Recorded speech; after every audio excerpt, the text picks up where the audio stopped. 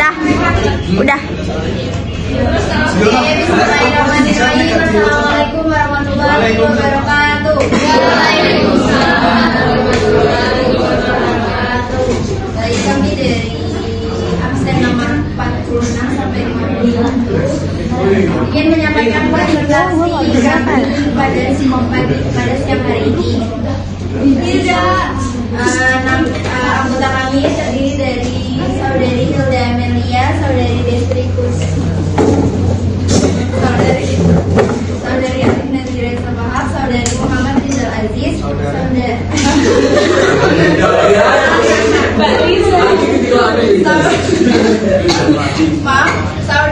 Muhammad Rizal Aziz, Saudari Radiana Bigoh Al-Waida, Saudara Ramadhani Permana. Baik, baik,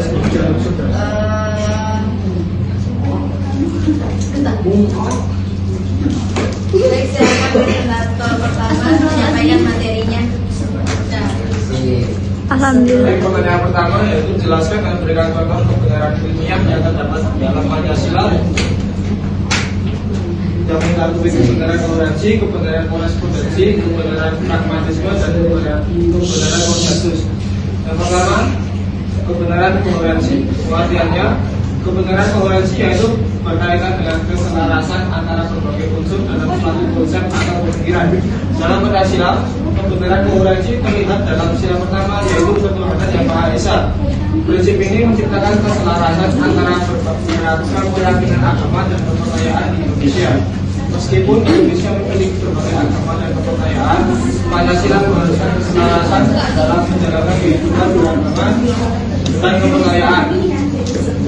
Dengan contohnya, yaitu Indonesia memiliki beragam keyakinan agama dan kepercayaan seperti Islam, Kristen, Hindu, Buddha, dan kepercayaan lokal. Meskipun keragaman ini ada, Pancasila menciptakan keselarasan antara mereka dengan menghormati dan melindungi kebebasan agama dan berkepercayaan, sambil memastikan bahwa semua warga negara bersatu dalam tekad untuk membangun bangsa yang lebih baik. Yang kedua, ada kebenaran korespondensi. Pengertiannya yaitu kebenaran korespondensi berkaitan dengan kesesuaian antara suatu pernyataan dengan fakta-fakta di dunia nyata.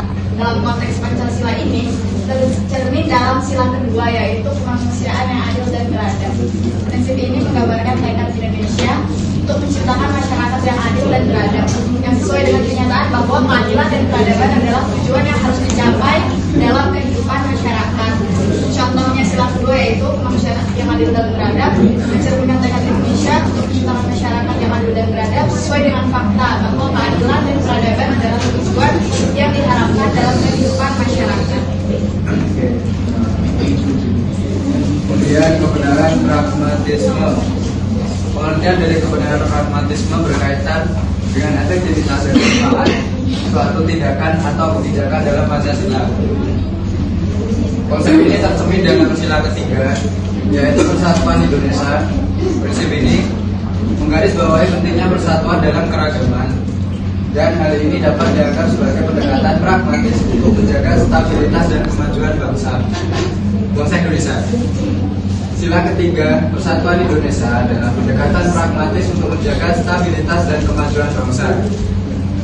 Mengingat beragamnya budaya etnis dan bahasa yang ada di Indonesia, persatuan menjadi kunci untuk mencapai tujuan bersama dan menghindari konflik. Contoh, konsep gotong royong adalah salah satu aspek dari Pancasila yang menekankan kerjasama dan solidaritas sosial. Dalam pandangan pragmatisme, kerjasama sosial dan gotong royong dianggap sebagai kebenaran karena dapat meningkatkan kesejahteraan bersama dan stabilitas masyarakat. Baik, yang keempat, kebenaran konsensus. Pengertian kebenaran konsensus berfokus pada kesepakatan bersama atau kesepakatan antara berbagai pihak dalam Pancasila. Hal ini tercermin dalam sila keempat, yaitu kerakyatan yang dipimpin oleh hikmat dan kebijaksanaan dalam permusyawaratan perwakilan. Prinsip ini menggarisbawahi pentingnya demokrasi dan konsensus dalam pengambilan keputusan yang berkaitan dengan nasib bangsa. Contoh sila keempat, kerakyatan yang dipimpin oleh hikmat kebijaksanaan dalam permusyawaratan perwakilan mencerminkan prinsip demokrasi dan konsensus. Keputusan-keputusan penting diambil melalui permusyawaratan atau pemilihan umum yang melibatkan banyak pihak untuk mencapai kesepakatan bersama. Selanjutnya, ciri-ciri berpikir ilmiah atau filsafati dalam Pancasila yang meliputi metode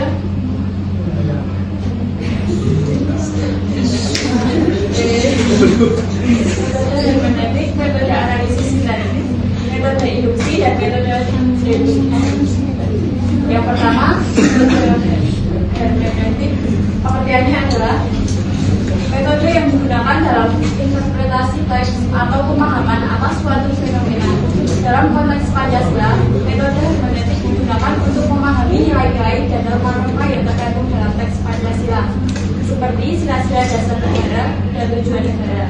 Contohnya, penggunaan metode hermeneutik dalam menganalisis teks Pancasila dapat mengungkap makna dan tujuan sebenarnya dari setiap sila, dan bagaimana nilai-nilai tersebut dapat diaplikasikan dalam kehidupan bermasyarakat, berbangsa, dan bernegara.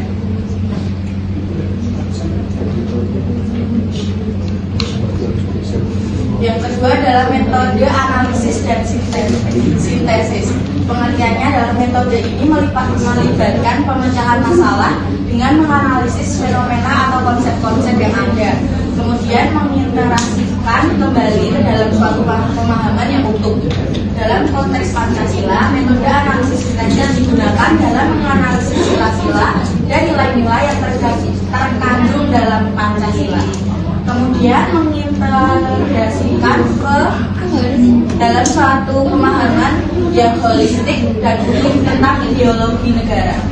Contohnya, penggunaan metode analisis sintesis dapat digunakan dengan menganalisis setiap sila dan nilai-nilai yang terkait, kemudian mengintegrasikannya kembali untuk memahami konsep dasar negara yang terkandung dalam Pancasila.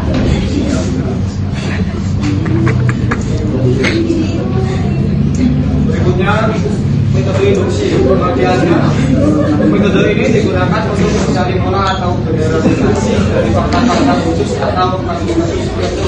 Dalam konteks Pancasila, metode induksi digunakan untuk generalisasi nilai-nilai dan prinsip-prinsip yang terkandung dalam Pancasila berdasarkan pada fakta-fakta dan kasus-kasus konkret di masyarakat.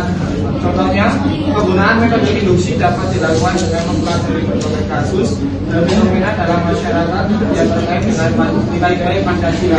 Kemudian, menggeneralisasi pola-pola atau prinsip-prinsip yang dapat dijadikan sebagai panduan dalam berpikir dan berpikir. Selanjutnya, yang keempat yaitu metode deduksi. Pengertian dari metode ini melibatkan penarikan kesimpulan atau inferensi dari prinsip-prinsip umum ke kasus-kasus tertentu. Dalam konteks Pancasila, metode deduksi digunakan untuk mengaplikasikan nilai-nilai dan prinsip-prinsip yang terkandung dalam Pancasila ke dalam kasus-kasus konkret dalam masyarakat. Contoh, penggunaan metode deduksi dapat dilakukan dengan menerapkan nilai-nilai Pancasila dalam kebijakan publik atau undang-undang yang berhubungan dengan kesejahteraan sosial, keadilan, atau kehidupan berbangsa dan bernegara.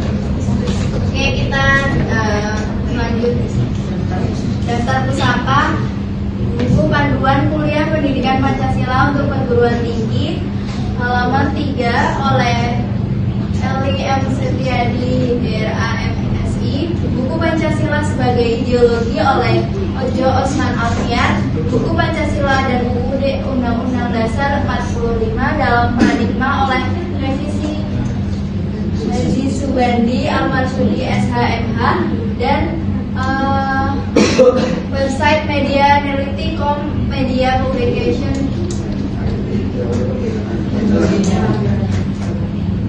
Baik, ini adalah contoh-contoh dari lampiran foto yang kita dapatkan dari buku